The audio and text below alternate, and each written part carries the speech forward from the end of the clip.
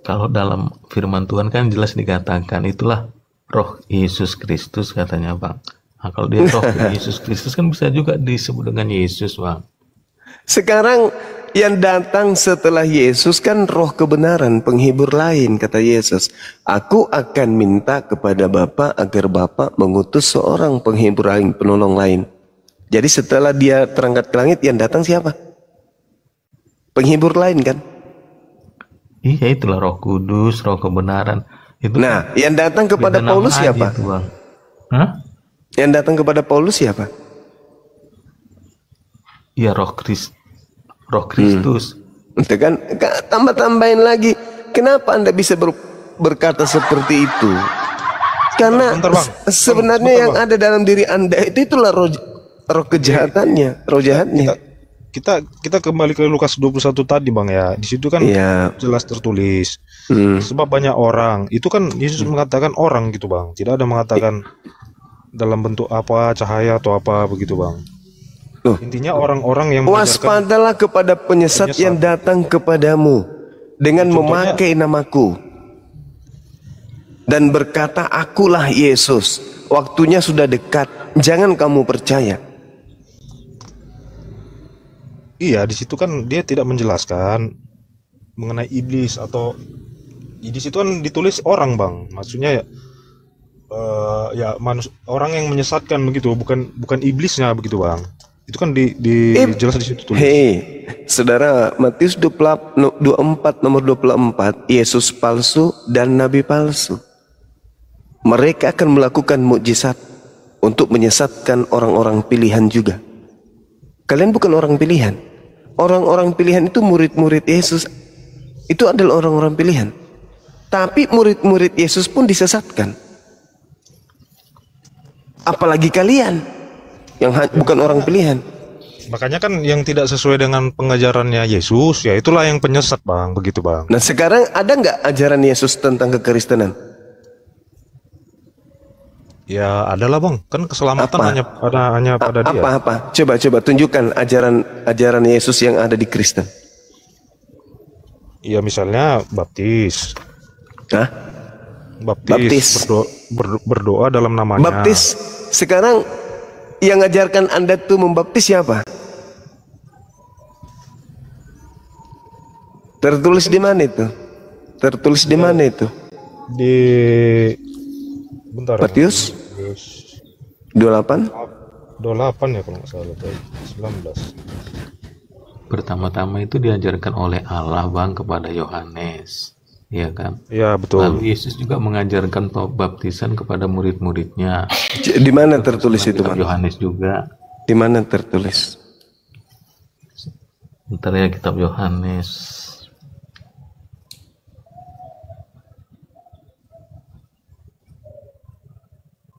Kitab Yohanes pasal 4 Bang, ayat yang kedua, ya ayat yang pertama sampai kedua. Apa tulisannya? Iya, saya akan bacakan. Iya.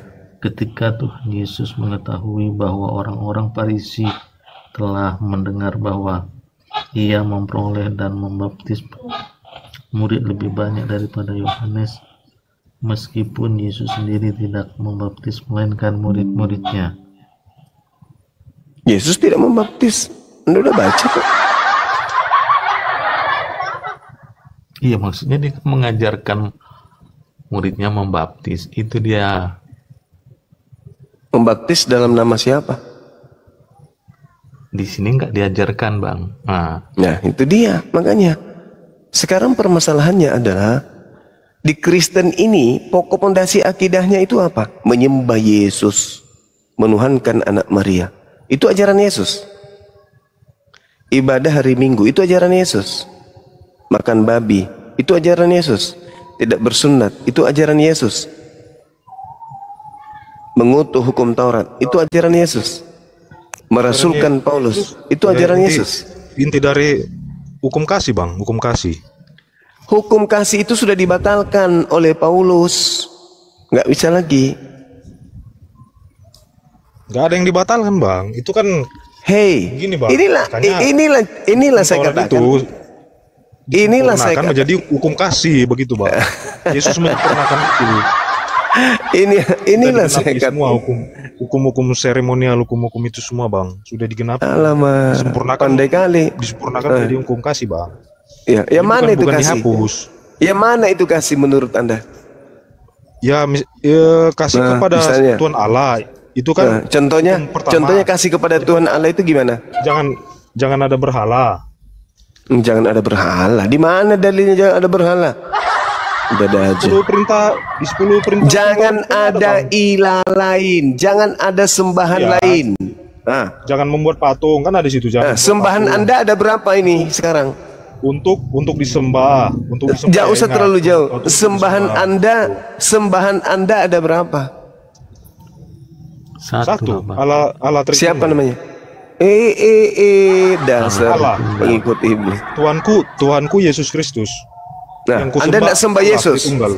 Anda nggak sembah Yesus. Yang saya sembah Allah Tritunggal, Tuhanku Yesus, Bang. Bagaimana ceritanya Allah Tritunggal? Gimana ceritanya ini? Anda mengatakan tiga tapi satu. Apa ilmu apa yang bisa Anda pakai? Kalau bukan ilmu setan itu. Anda mengatakan tiga tapi satu. Karena Gimana Allah- ceritanya? Ya kan begini, Bang. Kan di Yohanes 1 ayat 14, di situ kan Allah kan berinkarnasi. Di Nah, sini ini. artinya Ini. sebentar dulu, Bang. Bentar dulu, Bang. Ini. Jangan potong dulu, Bang. Bentar dulu, Bang. Jangan potong dulu. Allah berinkarnasi. Dari Artinya mana itu ilmu? Hei, saudara, dari mana ilmunya? Bukan sepenuhnya Allah menjadi manusia, tapi Allah memilih ciptaan menjadi bagian dari dirinya. Begitu, Bang. Ini yang Anda sampaikan ini ilmu dari mana? Ya Alkitab yang bilang, Bang. Bukan Yesus. Ya Alkitab semua para Bukan rasul Yesus. termasuk perkataan Yesus. Mana perkataan Yesus kalau dia adalah Tuhan menjelma menjadi manusia, mana? Gitu, Bang. Mana? Cuman kalau kata Tritunggal kan tidak ada di Alkitab. Istilah konsep Ada Tapi di kalau dalam pemahaman dalam kitabmu ada, dari Trinitas itu penafsiran ada. Bapak-bapak gereja, Inilah lucunya. dari penafsiran Kristen. bapak-bapak gereja, ya seperti itu begitu, Bang. 1 Yohanes 5 nomor 7 itulah Tritunggal.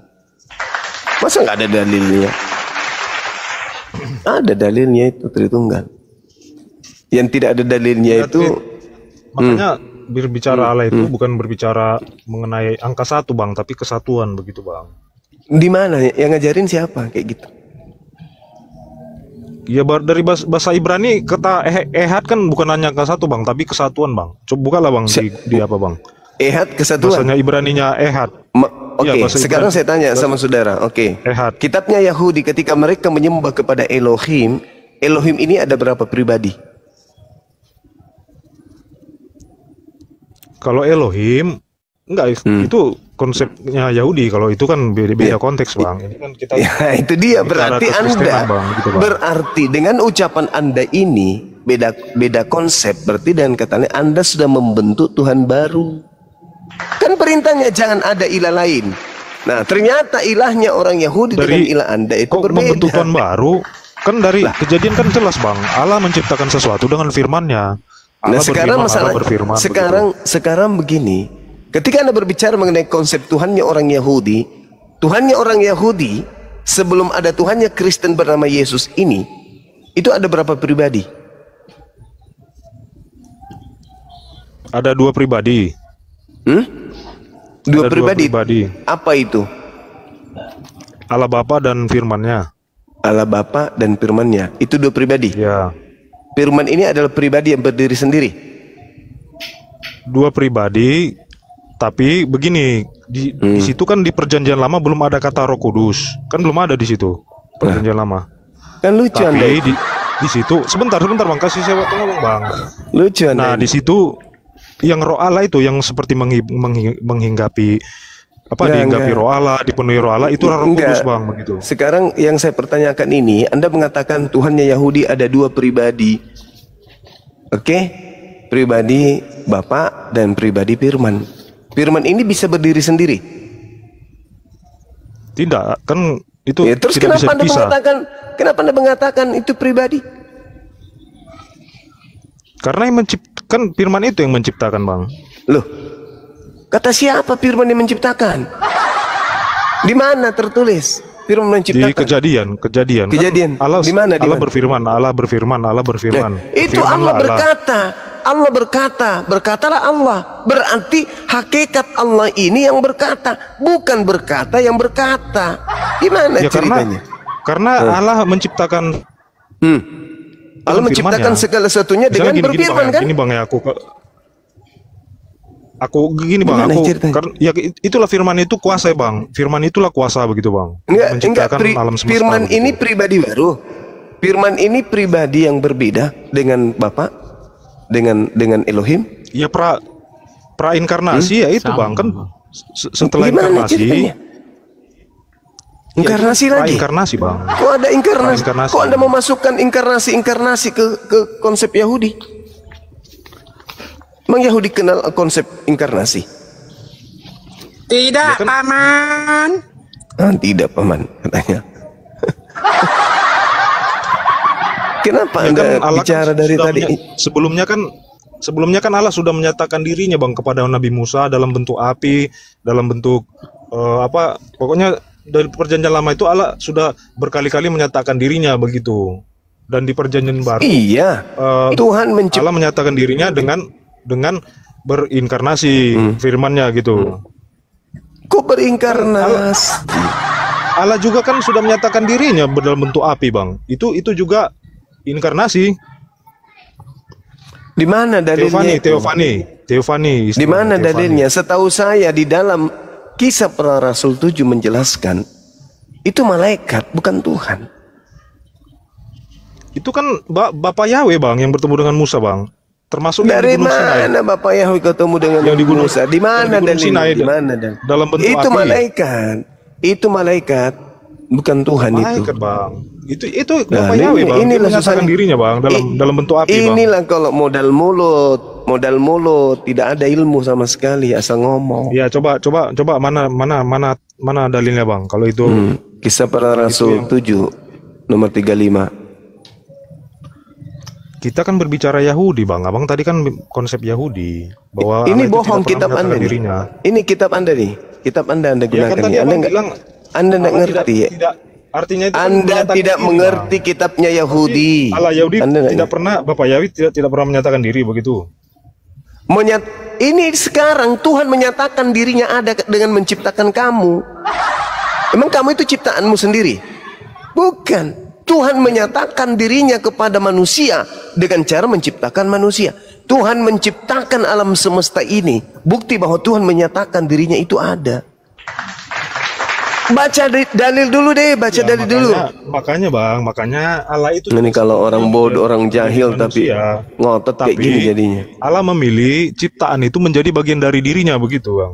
Aduh, konyol. Kisah Para Rasul 7 nomor 35. Musa ini yang telah mereka tolak dengan mengatakan, siapakah yang mengangkat engkau menjadi pemimpin dan hakim? Musa ini juga telah diutus oleh Allah sebagai pemimpin dan penyelamat oleh malaikat. Oleh malaikat yang telah menampakkan diri kepadanya di semak duri.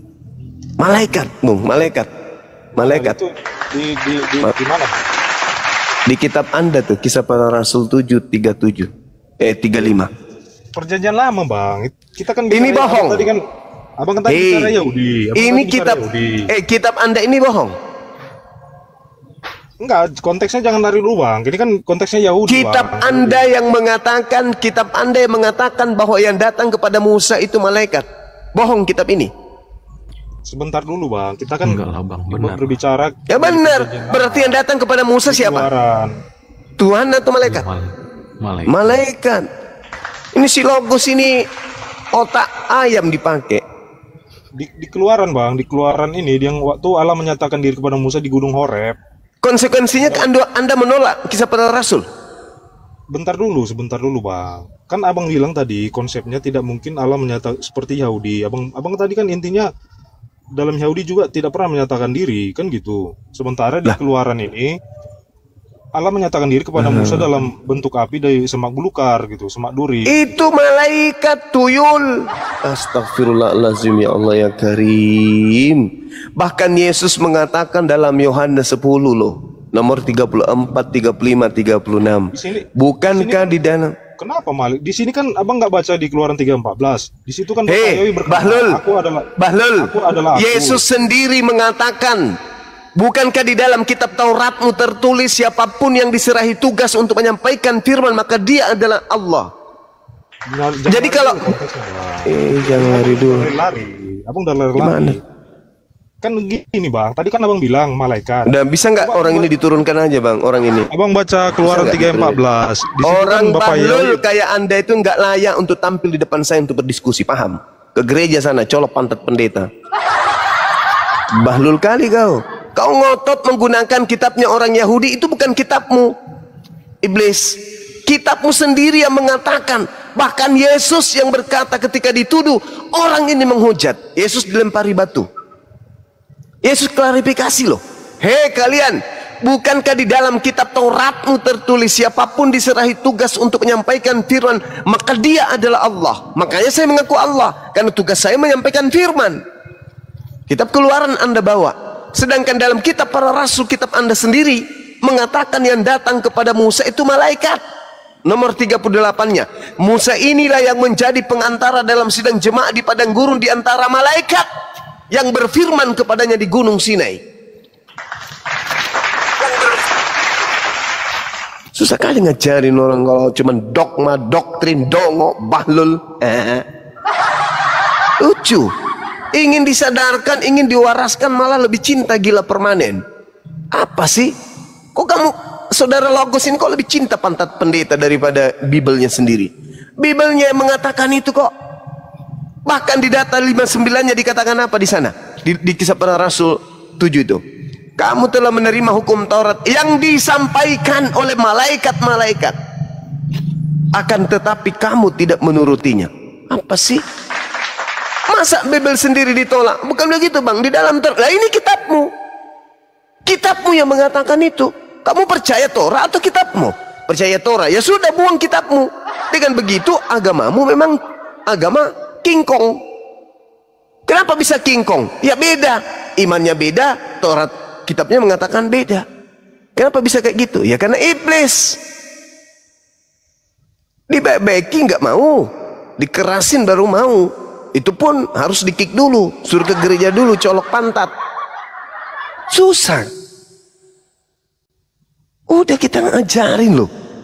Bukan bang, itu Tuhan sendiri yang ingkar. Kitab lu sendiri yang mengatakan itu bukan Tuhan, itu malaikat yang datang berfirman kepadanya. Gimana sih orang ini? Nah itu makanya kenapa kalian sesat. Makanya Yesus mengatakan waspadalah kepada penyesat. Nah ini buktinya kamu tersesat. Bibelmu aja kau tolak. Kenapa demikian? Karena kau tersesat. Kenapa tersesat? Karena kamu percaya kepada iblis yang datang kepada Paulus. Jadilah kau kayak gini. Izin Bang Juma, izin sebentar ya. Iya, silakan. Saya mau ucapkan terima kasih kepada si Logos itu ya. Berkat ada dia, keluarlah kata-kata mutiara Bang Juma. Terima kasih Logos. I love you full. Kan aneh kan? Cobalah anda renungkan itu. Ini yang saya katakan ini salah apa benar? Karena ada tertulis di Bible. Al-Quran pun mengatakan surah Al-Araf. Lantarani kata Allah. Kamu tidak akan sanggup melihatku. Berarti Tuhan hanya menyatakan dirinya melalui penglihatan. Tuhan menyatakan dirinya melalui tabir. Tuhan melalui malaikat, melalui utusannya. Sama seperti saya mengutus diriku kepada kalian dengan memperlihatkan pernyataan-pernyataan saya melalui suara saya, melalui HP. HP itu bukan saya. Si Logos tadi, Bang Suma itu pernah loh berteofani jadi HP. Kan lucu. Tuhan berfirman melalui alat. Alatnya ya malaikat. Sudah diterangkan di dalam kisah para rasul. Malah malaikat pun dianggap Tuhan. Yesus juga begitu. Yesus datang menyampaikan firman. Dianggap juga Tuhan. Kenapa bisa demikian? Karena otak udah rusak. Otak udah meledak bagian belakangnya. rusak permanen. Sudah dibilang, Yesus berkata, waspadalah kepada iblis yang datang kepadamu dengan memakai nama Yesus dan berkata, akulah Yesus. Nah, itu tergenapi di mana? Di Paulus. Apa akibatnya? Ketika Yesus berkata, waspadalah kepada penyesat yang datang kepadamu dengan memakai nama Yesus, dengan berkata, akulah dia, akulah Mesias. Dia akan menyesatkan banyak orang. Nah, pertanyaannya, orang yang disesatkan yang banyak itu mana? Mana? Makhluk itu, penyesat itu datang mengaku bernama Yesus. Ada korban banyak, kata Yesus. Pertanyaannya, mana korban-korban yang banyak itu? Apa nama kelompoknya? Yang pernah didatangi pemimpinnya penyesat bernama Yesus.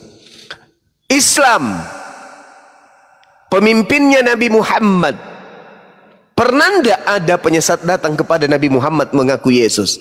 Wahai Nabi Muhammad, ya paman, aku adalah Yesus yang kau aniaya. Pernah? Lalu kemudian kelompok yang disesatkan oleh penyesat melalui Nabi Muhammad disebut Islam. Pernah kayak gitu rupanya? Yang betul adalah, siapakah engkau Tuhan? Akulah Yesus yang kau aniaya. Nah, siapa itu? Siapa itu yang datang? Yesus, ngaku Yesus, penyesat. Kepada siapa? Kepada Paulus. Apa nama pengikut Paulus yang banyak disesatkan itu? Ya Kristen. Sederhana kok itu. Cuman iblisnya yang tidak berdaya kemudian tidak bisa menyentuh Bang Suma, cuman bisa mengotak-atik kepala kamu.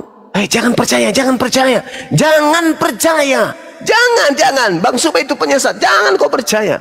Iblisnya tak berdaya keluar untuk kemudian menganiaya Bang Suma, nggak berdaya. Kenapa? Karena saya selalu berlindung kepada Allah. A'udzubillahi minasyaitonirrajim. Aku berlindung kepada Allah dari godaan iblis yang terkutuk. Iblis tidak berdaya. Iblis takut. Karena Bang Suma aja takut. Sehingga yang ada, otak anda yang dibolak-balik. Jangan kau percaya. Jangan kau percaya. Jangan kau percaya. Bukan Paulus. Bukan Paulus. Hei, iblis, setan, laknat. Kalau bukan Paulus, lalu siapa? Yang datang makhluk kepadanya mengaku Yesus. Lalu ada pengikutnya yang disesatkan banyak orang. Matius 24 nomor 4 nomor 5, waspadalah kepada penyesat yang datang kepadamu dengan memakai namaku dan berkata, akulah Mesias. Jangan kau percaya, dia akan menyesatkan banyak orang. Dudukkan perkara itu. Nabi Muhammad SAW tidak pernah didatangi penyesat mengaku Yesus. Gak pernah. Tetapi Paulus didatangi penyesat mengaku Yesus. Apa buktinya bahwa itu adalah penyesat? Apa buktinya? Nah, coba kita lihat nih. Lukas 2:11. Pada hari ini telah lahir bagimu juru selamat, yaitu manusia yang diurapi Tuhan di kota Daud. Manusia. 2 Yohanes 1 nomor 7. Siapakah penyesat itu? Bukankah dia yang pergi ke seluruh dunia yang tidak mengaku Yesus datang sebagai manusia? Itulah penyesat, itulah antikristus. Nah, Paulus mengaku Yesus yang datang kepadanya manusia atau bukan? Bukan. Paulus tidak mengaku kalau yang datang kepadanya itu adalah manusia. Di mana tertulis? Galatia 1 nomor 11 nomor 12. Apa kata Paulus? Aku menerima Injil bukan dari manusia. Nah, berarti bukan dari Yesus. Tunggu. Paulus berkata, tetapi dari pernyataan Yesus Kristus. Ya tergenapi malah. Tergenapi yang mana Bang Suma? Penyesatnya itu datang dengan memakai nama Yesus. Tetapi dia bukan manusia. Nah, kalau bukan manusia lalu apa? Lalu apa? Iblis. Dia akan menyesatkan banyak orang. Mana banyak orang itu? Ya Kristen. Makanya Yesus di akhir zaman kelak dia datang kedua kalinya. Yesus berkata apa? Pada hari terakhir, berarti nanti yang akan datang, banyak orang akan berseru kepadaku, Tuhan, Tuhan, Tuhan Yesus, Tuhan Yesus, Bro Yesus. Ya paman, bukankah kami bernubuat pakai namamu, bermukjizat pakai namamu, mengusir setan pakai namamu juga? Pada saat itulah aku Yesus yang asli akan berterus terang kepada mereka, enyahlah daripadaku, kalian semua adalah pembuat kejahatan, aku tidak mengenal kalian. Siapa itu yang diusir? Siapa itu yang memanggil Yesus Tuhan, yang bermujizat pakai nama Yesus, bernubuat pakai nama Yesus, yang memanggil Yesus Tuhan itu siapa? Karisteng. Kalau Anda membantah dalil saya, itu karena Anda tidak seorang diri. Karena di dalam diri Anda itulah iblis itu bertengger.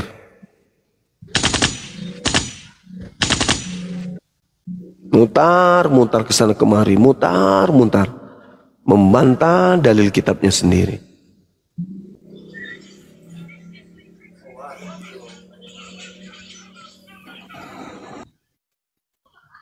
Penari latar kenapa turun? Ya memang ini musuh Oten itu bebalnya sendiri. Islam dia guru dah, Islam. Udah masuk Enggak, belajar namanya. yang anak sekolah tadi itu loh. Mau belajar dia itu. Siapa sih namanya tadi itu? Darius. Iya, anak tadi yang ada di sampingnya Bang Handa itu sebenarnya. Doni, silakan naik Doni. Doni naik lagi nih. Lu mau bertanyakan apa kemarin itu? Tadi agak ngeyel dikit sih. Iya, ini si Adi juga ini sebenarnya lemes. Silakan Adi dibuka mionya. Adi. Kalau Pak Kris ini admin dia. Gimana Pak Kris? Iya. Ya Om Kris.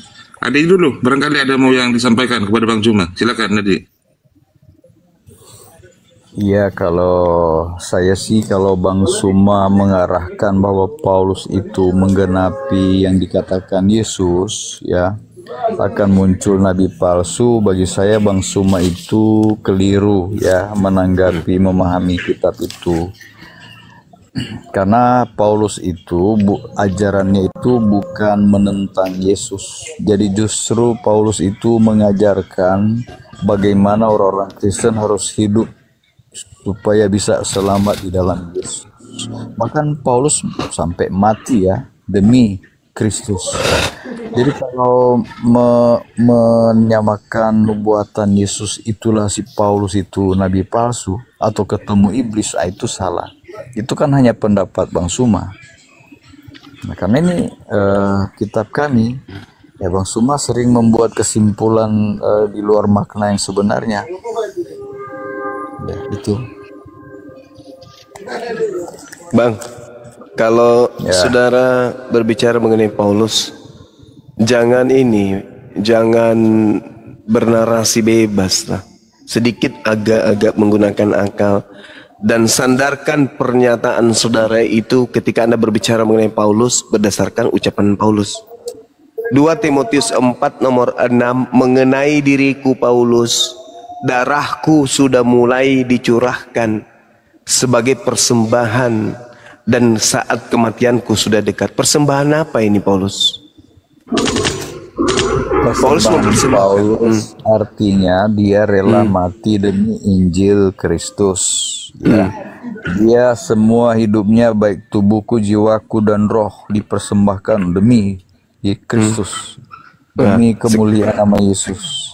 Sekarang sekarang pertanyaannya di mana? Di mana Yesus pernah minta darah? Kan kalau kita lihat terlekan itu ya bicara minta darah ya. Sebenarnya bukan demikian maknanya, Bang. Jadi kalau kita rela mati, Paulus itu ya, mati dipenggal dia. Dia kan mengenai diriku darahku sudah mulai dicurahkan sebagai persembahan. Darah Paulus ini dipersembahkan kepada siapa? Ya dia mati demi Injil Kristus, demi Kristus. Iya, pertanyaan saya, darah Paulus ini dipersembahkan kepada siapa? Iya, kepada Yesus. Yesus di mana minta darah manusia? Lah kan Yesus pernah berkata, penderitaan Kristus juga pengalaman Kristen, orang Kristen. Jadi kalau orang Yesus dianiaya, itu juga dialami orang-orang Kristen. Kalau orang Kristen menderita memang dialami Yesus, bahkan mati ya. Apa hubungannya orang Kristen? Mati. Abang, apa hubungannya orang Kristen dengan Yesus, Bang? Apa Ya, hubungannya? orang Kristen kan pengikut Yesus. Yesus yang mana? Yesus yang mana yang Kristen ikuti? Yesus yang disalibkan itu. Itu bukan Yesus yang disalibkan. Oh, kan Yesus disalibkan di Alkitab. Kalau kitab lain mengatakan Yesus tidak disalibkan, itu kitab bohong. Itu perbuatan iblis. Baik. Iblis memutarbalikkan kebenaran. Anda Baik, kan kita percaya buktikan. itu. Kita buktikan, Bang ya. Kita buktikan. Sekarang begini, yang disalib itu orang terkutuk atau orang benar? Yang terkutuk orang-orang yang mati di kayu salib. Ya, Yesus berarti- tidak ditemukan kesalahannya. Nah, berarti yang Dia mati- terkutuk. Nah, berarti yang dia mati- kan mati terkutuk. Yesus Karena- mati terkutuk. Kenapa bisa? Tapi bukan karena dosa, bukan karena kesalahan. Lalu karena apa? Ya, dia mati demi Demi apa? menyelamatkan orang-orang yang percaya kepadanya. Di mana dalilnya? Ya kan banyak ayat kita mengatakan. Dia banyak. Yesus Di mana adalah kok penebus banyak? Di dosa. banyak. Mana? Mana dalilnya? Anda tahu banyak. Mana? Dalilnya mana? Anak kan Saya tidak baca, sedang melawan dia manusia ditangkap. ini. Saya sedang melawan iblis ini. Mana dalilnya Enggak. Yesus mati demi kutuk manusia? Mana dalilnya? Tunjukkan ke saya. Kan nggak disebut Yesus mati kutuk. Lah, lalu dari mana ilmu Anda barusan? Nah, itu ku bilang hanya saya mati tidak terkutuk di perjanjian lama itu. saya tidak sedang berdialog dengan manusia sekarang ini. Saya berdialog dengan antek-antek iblis. Saya butuh dalil. Yang antek iblis itu ya yang menggunakan ayat-ayat Alkitab untuk menyerang orang-orang yang memiliki kesaksian Yesus. Itu Anda lucu Wahyu gitu loh. 12 ayat Anda lucu. 17. Saya minta dalil pernyataan saudara, Yesus tidak terkutuk, tetapi Yesus menebus kutuk orang-orang yang berdosa. Mana dalilnya? Kalau tidak ada dalilnya berarti saya sedang berdiskusi dengan iblis. Saya butuh dalil. Ini kan Iblis orang kayak mati terkutuk, orang yang saudara, mati disalib. iblis kayak Anda itu tidak membuat saya takut loh. Enggak, serius. Anda yang iblis. Loh, Anda yang iblis. kalau Anda mengatakan Anda- saya iblis, saya sedang memperjuangkan kesucian Yesus bahwa bukan dia yang terkutuk. Sedangkan Anda sebagai iblis wajib menanamkan akidah kepada orang lain bahwa yang mati terkutuk itu adalah Yesus. Pertanyaan saya, buktikan kebenaran Anda kalau Anda bukan iblis. Apa sebabnya Yesus mati terkutuk? Jawaban Anda apa? Untuk menggenapi Ya Yesus kan diadili tidak bersalah. Tidak bersalah. Kan- Terus kenapa dikatakan dia terkutuk? Seharusnya dia tidak mati di kayu salib. Tapi Nah, dia mati di kayu salib karena kita orang-orang berdosa. itu dalilnya di mana? Itu yang saya minta. Dalilnya di mana? Siapa yang membisikkan Anda mengatakan itu? Ada ayatnya. Silakan Anda tunjukkan kepada saya. Kematian Yesus untuk Silakan menyelamatkan Anda. orang-orang berdosa. Silakan Ada. kebohongan itu Anda sampaikan di sini dalilnya. Tunjukkan. Ada. Silakan. Ada banyak Silakan. ayatnya. Ada banyak ayatnya. Ada banyak ayatnya. Nah, iblis, saya sedang berdiskusi dengan setan. Saya tidak sedang berdiskusi dengan manusia. Manusianya ini Anda- sebenarnya sudah tahu agamanya ini salah, tapi iblisnya yang lebih kuat. Mana dalilnya? Tunjukkan kepada saya. Coba lihat Yesus disalib untuk apa? Dijelaskan oleh Paulus. Yesus disalib untuk apa? Itu Paulus kan? Paulus. Iya. Ujung-ujungnya Paulus kan menjelaskan Paulus. makna. Yes, Makna betul, Yesus mati betul dan sekali. bangkit. Paulus itu adalah perpanjangan tangan dari iblis yang datang kepadanya. Dia adalah menteri penerangan. Oke, Paulus itu menteri penerangan iblis. Lu mau apa sekarang? Kalau saya tanya. Emang nama Anda ada di Alkitab? Anda Nama lebih saya? hebat dari Paulus. Oh tidak, Mana nama tidak. Anda di Alkitab? Saya Paulus tidak aja jauh. namanya di Alkitab. Dengar. Saya tidak jauh lebih hebat dari Paulus, tapi paling tidak saya bisa mengetahui bahwa yang datang kepada Paulus itu bukan Yesus, tapi adalah iblis. Bantah dalil saya. Ya itu kesimpulan liar Anda. Kok kesimpulan liar? Kok kesimpulan liar? Ya. Sekarang pertanyaan saya.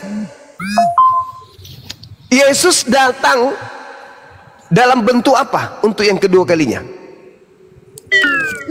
Dia datang sebagai Tuhan. Disertai malaikat. Nenekmu kiper. Kau baca dalil Matius 24 nomor 27. Aku datang sebagai anak manusia. Itulah aku bilang, saya berdiskusi dengan iblis, bukan dengan manusia. Anda itu setan. Anda itu setan. Anda itu setan. Anda tadi mengatakan Tuhan, padahal yang datang anak manusia. Menurut siapa? Menurut Yesus. Pada saat itulah engkau akan melihat anak manusia datang di atas awan-awan. Ayo, anak manusia. Tapi Anda mengatakan Tuhan. Kenapa? Karena Anda itu adalah iblis, syaitan. Wa ikhwanuhum yamuddunahum fil gayyi thumma la yuqsirun. Saudara-saudara iblis itu adalah orang-orang kafir dan mereka tidak akan pernah berhenti untuk tidak menyesatkan manusia. Ini yang sedang Anda lakukan sekarang. Hari Sabtu besok Anda akan kumpulkan jemaat Anda doktrin mereka untuk ke neraka. Yesus adalah Tuhan yang datang ke atas bumi ini menjadi manusia untuk mati di atas tiang salib demi dosa-dosa kita. Itu bukan ajaran Yesus, Cak Ayu. Murid-murid Yesus menyebut Yesus Tuhan. Tuhan. Kalau dia Tuhan, dia tidak maha tahu semua. Ya, Memang Yesus tidak maha tahu. Memang Yesus tidak maha tahu. Hei, Yesus maha tahu. Apanya maha tahu Yesus itu? Di mana dalilnya Yesus maha tahu? Coba. Tuhan itu maha tahu. Iya tahu, tapi Yesus? Nah, Yesus tahu nggak? Tahu rahasia hidup orang. Rahasia hidup perempuan di sumber Yakub, Yesus tahu. Rahasia Natanael hidupnya, makanya mereka Yesus tahu. Yesus tahu kalau dia itu bakal dibunuh. Tahu, menurut saudara tahu. Nah sekarang permasalahannya adalah tahu. Sekarang permasalahannya, Yesus tahu nggak siapa yang mengambil jubahnya? Jubah yang mana yang diambil?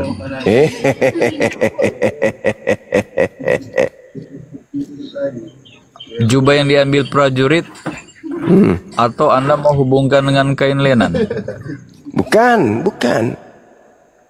Ketika Yesus kemudian berkata, siapa yang menyentuh jubahku? Yesus tahu nggak siapa yang menyentuh jubahnya? Itu ada jamahan iman ya. Perempuan itu yakin bahwa Yesus dialah. Memang itu disebut jamahan iman.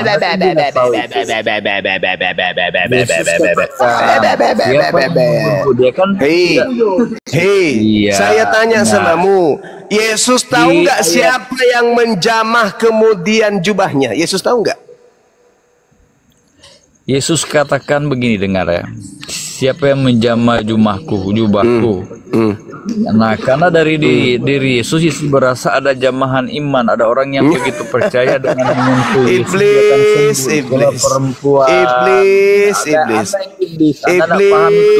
Iblis. Yesus tahu nggak kapan musim buara? Yang ngambil jubah Yesus itu prajurit Yohanes 19:23. Yesus nggak tahu loh itu. Yesus nggak tahu. Tapi Yohanes tahu.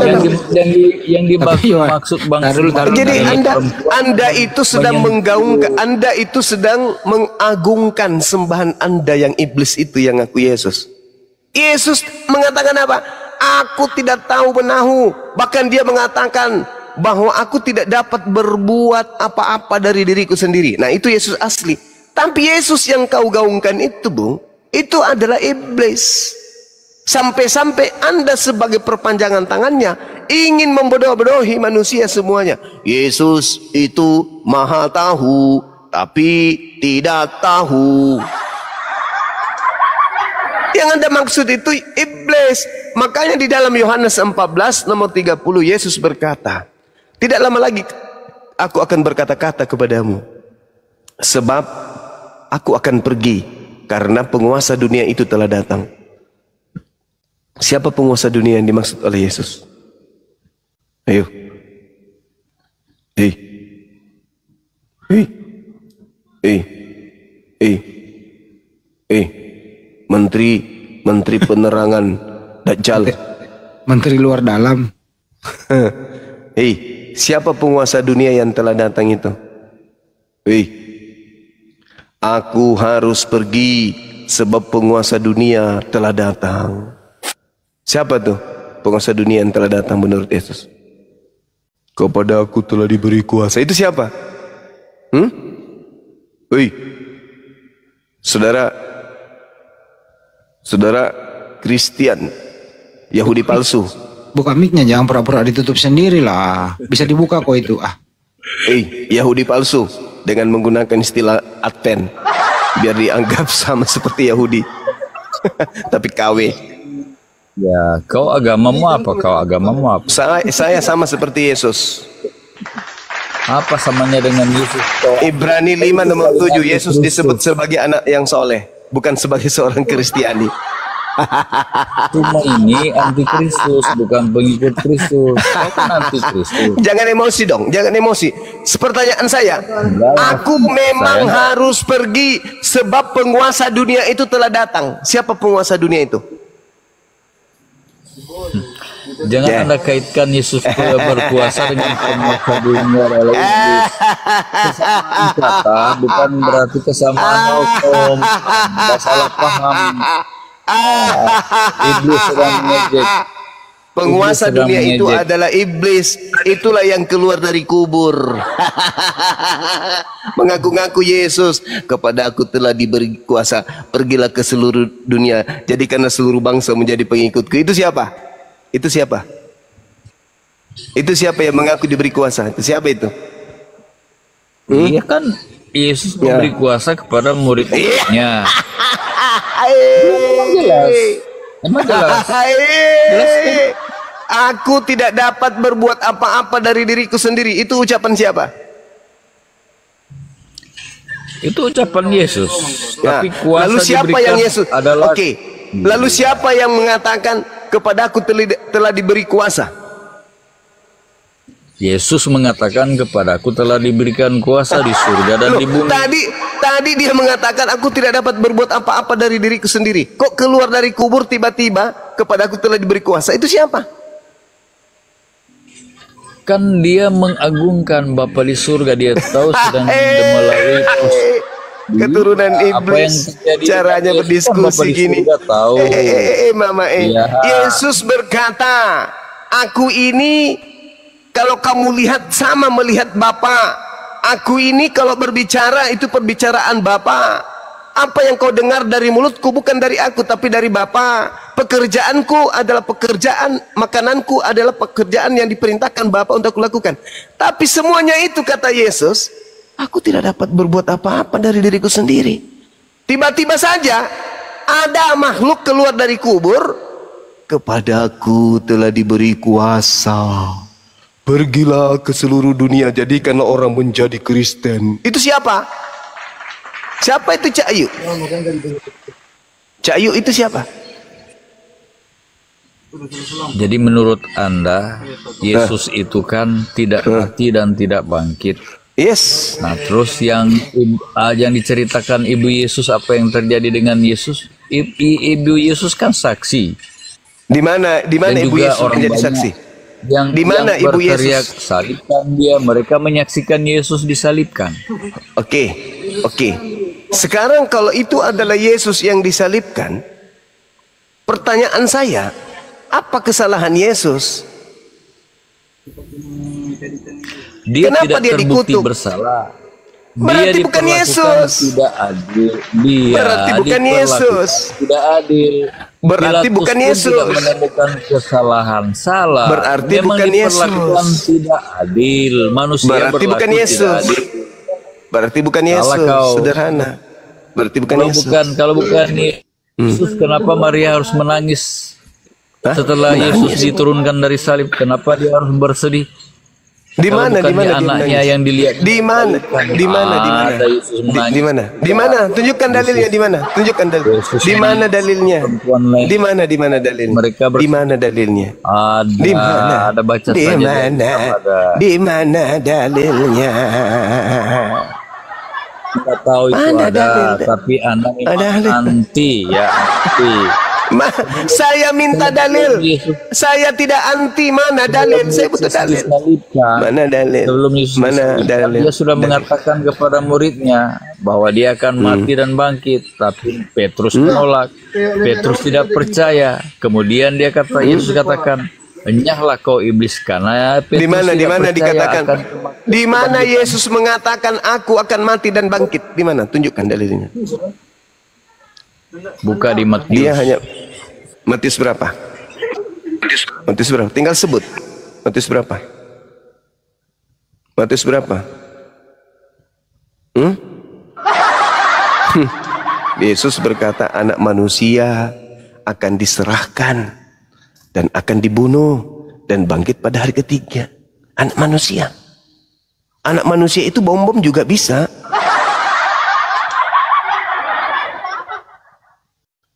Dosma juga bisa, anak manusia. Yudas itu juga anak manusia. Gak bisa lolos kalian, gak bisa lolos. Kenapa? Musuh kalian Bible. Musuh terberat Kristen, Yesus dan Bible. Melalui tangan-tangan apologet Islam. Kalian kan cuma modal imani saja. Percaya, imani, percaya, imani, percaya, imani, percaya, imani, percaya, imani. Itu aja kan di kalian. Ada nggak kalian ruang waktu untuk belajar Bible? Nggak ada. Kalau ada ruang dan waktu kalian untuk belajar Bible, kalian sudah hafal data-data di Bible. Kalian sudah hafal. Karena kalian punya waktu untuk belajar tentang Bible. Tapi karena kalian tidak ada waktu untuk belajar Bible, karena Bible itu tidak menarik buat Anda. Yang menarik buat Anda itu adalah prosesi ibadah Anda. Joget, salto-salto, jingkrak-jingkrak, tepuk tangan, kepak-kepak pak, ketek, kayak gitu. Tapi hati Anda tidak tertarik untuk Bible. Enggak. Kalian hanya suka ke gereja, entah apa-apa di sana kan. Tapi untuk belajar Bible, kalian tidak punya daya tarik terhadap dia. Bible pun begitu. Beda dengan kami umat Islam. Kami pelajari Bible kalian. Dari kitab Kejadian kami pelajari sampai kitab Wahyu. Kalian mana ada belajar? Gak ada kalian itu belajar. Gak ada. Kalian cuma dengar-dengar pengkhotbah aja di gereja. Apa kata gereja, apa kata pastor pendeta, itulah yang kalian imani. Itu yang kalian percayai. Tapi kalian tidak sedikit pun kalian tidak belajar Bible. Kenapa kalian tidak belajar Bible? Karena Bible mengatakan Yesus berkata begini, tapi kita kok malah menuhankan. Yesus berkata begini, tapi kok kita makan. Yesus berkata begini, tapi kok kita tidak melakukan. Wah, dari bingung ini Bible. Simpan aja. Kita dengar pendeta aja. Iblis berkuasa. Karena iblis memang diutus berdasarkan Bible. Makanya Yesus berkata gini. Memang tidak lama lagi kita akan berbicara. Tidak lama lagi aku akan berkata-kata sama kalian, pada kalian. Sebab penguasa dunia telah datang. Siapa penguasa dunia yang dimaksud di situ? Iblis. Dan iblis sedikit pun tidak berkuasa atasku. Jadi kalau ada pendebat Kristen mengatakan Yesus itu memang tidak bersalah, tetapi salah tangkap. Loh, Yesus berkata iblis sedikit pun tidak berkuasa atasku, kok disalah tangkap pula? Yesus berkata dalam Yohanes 6:70, bukankah aku yang telah memilih engkau yang 12? Satu di antaramu adalah iblis. Iblis ini, Yudas ini tidak berkuasa atas diriku. Yesus loh yang berkata demikian. Iblis tidak berkuasa atas diriku sedikit pun. Kata siapa paman? Kata Yesus. Berarti sia-sia iblis merasuki Yudas. Sia-sia iblis merasuki imam kepala mahkamah agama. Sia-sia. Ternyata dia tidak berhasil membunuh Yesus. Tapi apakah kemudian iblis berhenti setelah itu? Pensiun dini iblisnya? Oh, enggak. Iblis itu kerjanya menyesatkan. Makanya di dalam Lukas 4 nomor 13, iblis mundur dari mencoba Yesus sambil menunggu waktu yang tepat. Ketika Yesus terangkat ke langit, iblisnya leluasa mengobok-obok pengikutnya Yesus. Makanya Yesus berkata apa? Di dalam Matius 24 nomor 24. Mesias palsu, Yesus palsu, dan nabi palsu, utusan palsu akan melakukan mujizat-mujizat sekiranya mungkin bisa menyesatkan orang-orang pilihan juga. Maksudnya sekiranya iblis itu juga mampu menyesatkan murid-murid pilihanku juga. Makanya murid-murid pilihan itu datang.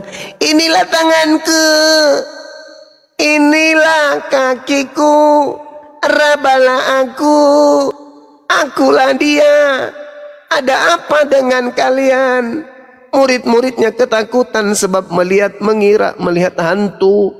Lalu Yesusnya mengatakan apa?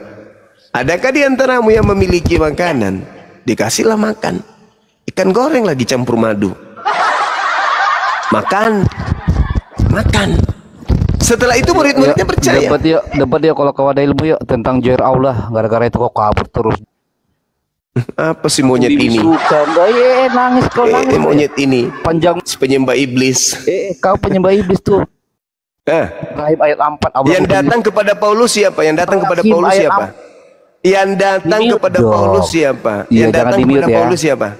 Yang datang kepada Paulus siapa? Jangan di-mute ya, jangan di-mute ya. Yang datang kepada Paulus siapa? Iya, jangan di-mute ya. Oke, baik.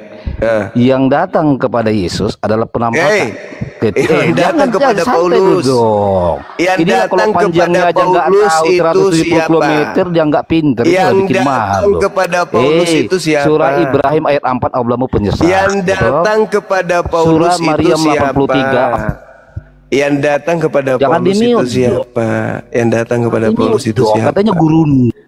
Yang datang kepada Paulus itu siapa? Udah 5 tadi babak di sini. Ini guru kalian tuh. Harusnya kamu datang menjawab, bukan datang kau bawa materi baru. Allah mengutus setan. Surah Maryam 83. Tak ada dalilnya orang Kristen bisa memahami Quran, nggak ada dalilnya. Johir Allah kita bahas. Orang Kristen bisa membahas Johir Allah kita bahas yuk, berani enggak? Sekarang yang datang kepada Paulus itu siapa? Jadi manusia. Yang datang kepada Paulus itu siapa? Jangan di-mute. Yang datang kepada Paulus itu siapa? Jangan di-mute dong dari. Yang datang kepada Paulus itu siapa? Anda jawab. Untung saya record nanti biar teman-teman. Silakan Anda jawab. Siapa yang datang kepada Paulus? Sama Juma katanya. Siapa yang datang kepada Paulus? Ya, biar kalian lihat ya petakut. Jangan dibisu. Jangan dibisu. Udah turunkan aja anak dajjal ini. Takut ya, takut ya. Allah menyesal ya.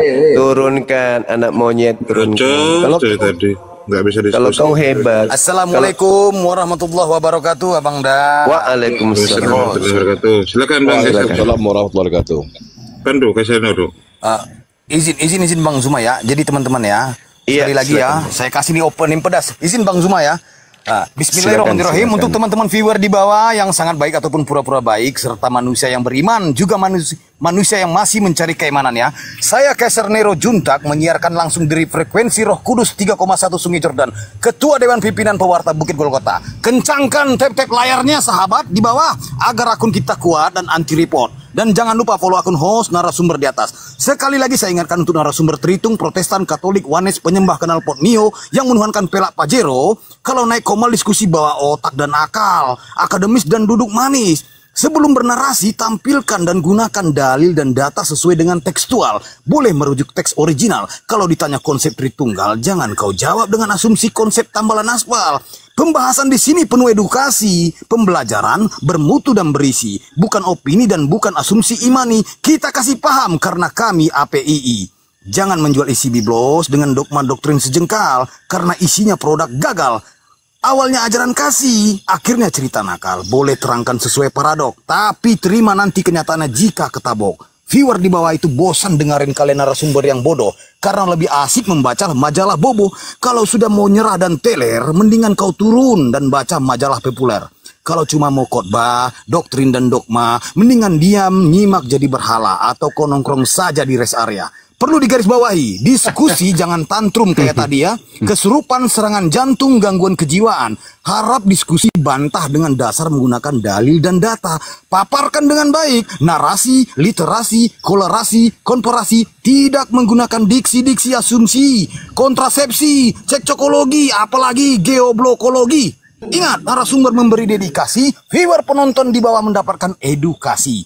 Diskusi tanpa pakai urat, tanpa hujat menghujat, tanpa ajaran sesat, inspiratif, tidak mengenal kontradiktif, dan pastinya bukan provokatif. Selamat datang di kebenaran bagi yang menerima dan tetap bingung buat kalian yang koar-koar seperti mencari ketiak ular. Sekian, terima gaji, stay tune.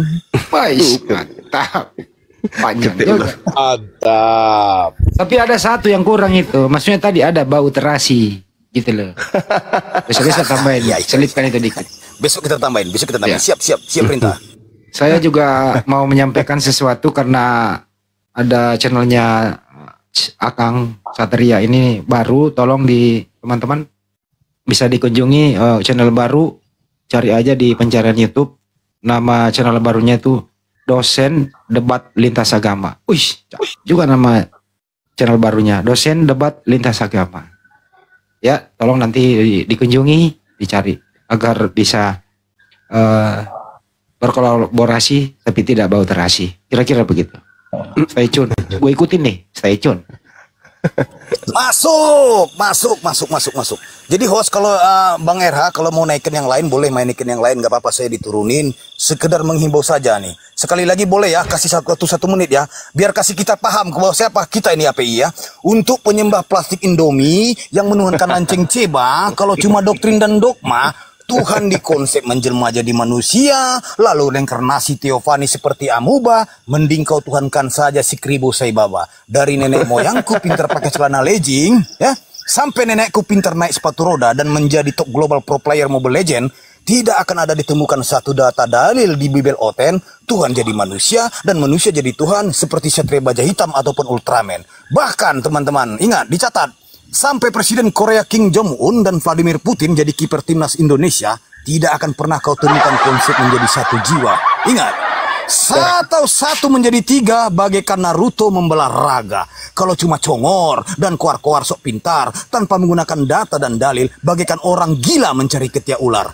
Di sini kau mal mumpuni akademis. Ya, di sini kau mal mumpuni akademis. Ingat, yang terukur bukan pembual seperti Ejus yang suka pinjam pisau cukur. Kalau orang buta bertemu Yesus dapat mukjizat, sehat dapat melihat. Tapi kocak lucunya Om Paulus ketemu Yesus matanya buta hampir sekarat. Segala firman dan data Gurunda Zuma. Oke.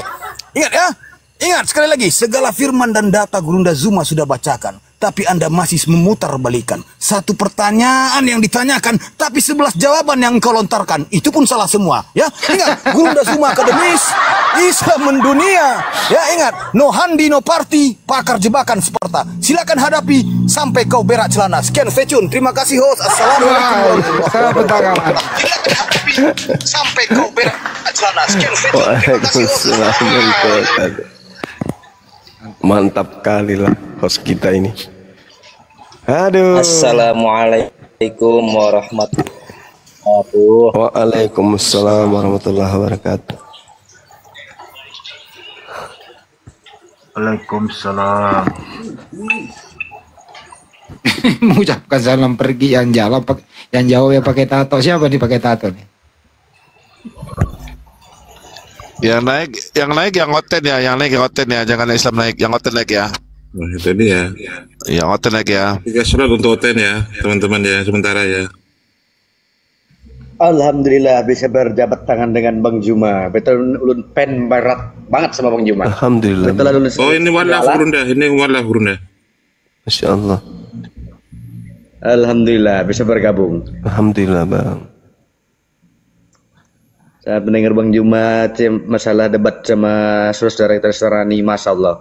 Makin terbuka hati ulun, makin kuat hati ulun untuk megang teguh agama Muslim. Masya Allah. Masya Allah. Udah berapa lama Bang di Mualah Bang? Alhamdulillah sekitar 1 tahun 6 bulan. Allahu Akbar, Masya Allah. Awal mula dengar Bang Juma itu pas berbuka, pas masalah Paulus, nah itulah menguatkan hati ulun menjadi mualaf. Alhamdulillah bisa berjumpa dengan beliau, dengan ngobrol langsung dengan beliau. Alhamdulillah